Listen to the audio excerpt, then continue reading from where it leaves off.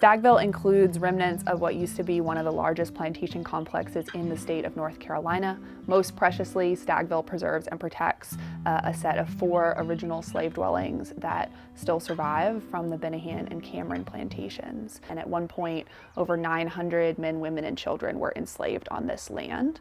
So our mission today is to research and teach about the African American experience here at Stagville. We focus on researching specific stories about individuals and families who experienced slavery here, and we also work closely with a community of descendants to document and teach about those families from emancipation in 1865 up till the present day.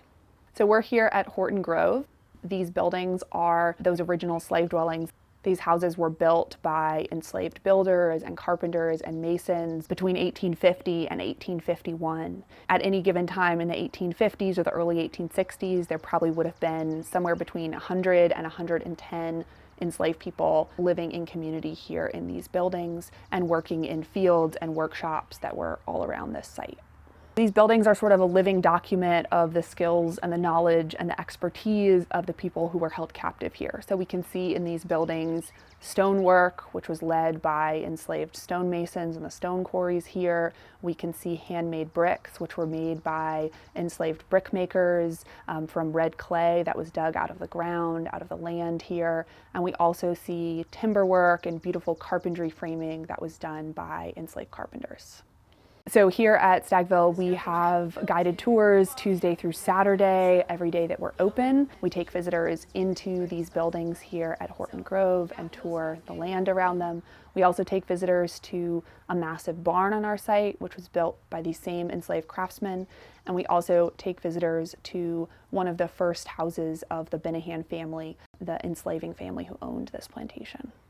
It's built on one of the highest points of land, whereas the slave dwellings where we are right now are down in a river valley. They're down in what is sometimes called the bottomlands or the lowlands. So we talk about these places as places where people were exposed to the dangers of this land. The land where we are here was more prone to flooding. It was more prone to massive swarms of mosquitoes carrying malaria. People here were more likely to be exposed to dirty or unclean water.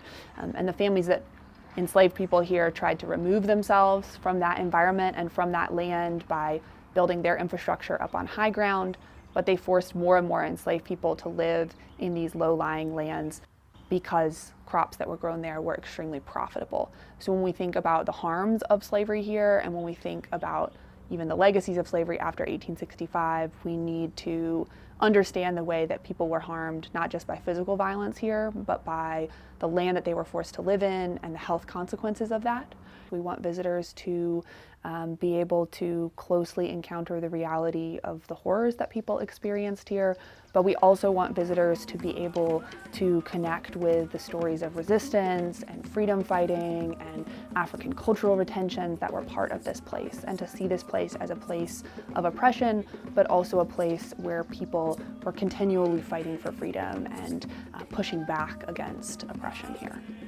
A powerful example of that is that we have a set of carved forked sticks that were found hidden inside the walls of one of these houses. They were placed there by enslaved builders who probably saw them as part of a spiritual belief that putting objects like that into these buildings would actually help protect and give safekeeping to the families who they knew would be here. Enslaved people who were living here in these buildings were tightly preserving and protecting West African cultural retentions. We know that families here were passing on and protecting West African spiritual beliefs and traditions, cooking practices, food traditions, and we think about that as part of the story of resistance of this place.